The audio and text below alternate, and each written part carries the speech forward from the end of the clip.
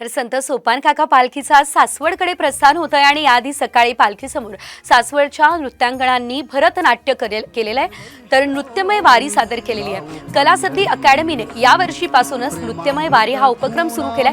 धनश्री लोमटे आणि सहकाऱ्यांनी सोपानदेव मंदिरात भरतनाट्यमच्या माध्यमातून सेवा केली आहे आणि याच नृत्यांगणांचा अनुभव जाणून घेतलाय आमचे प्रतिनिधी सागर आभाड यांनी।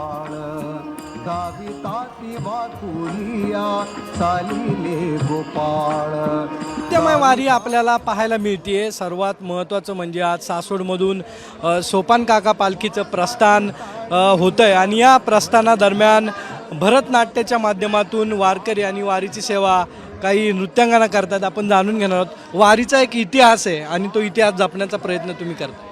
संत सोपान देवांचा अभंग प्रस्तुतीची सेवा आम्हाला इथे मिळाली।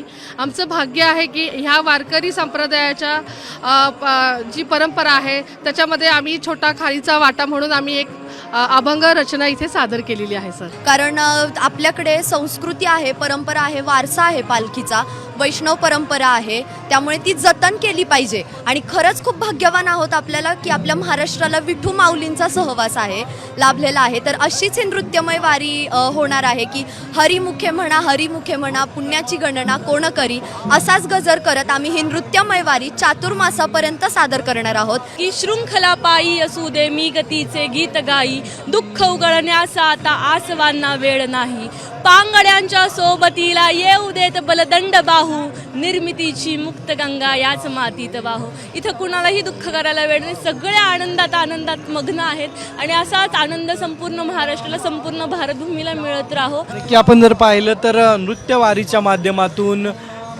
हे सर्व नृत्यांगना जे आहेत ते आपली वारी सादर करतात। कॅमेरामन आदर्श कटकेसह सागर आव्हाड, साम टीव्ही, सासवड।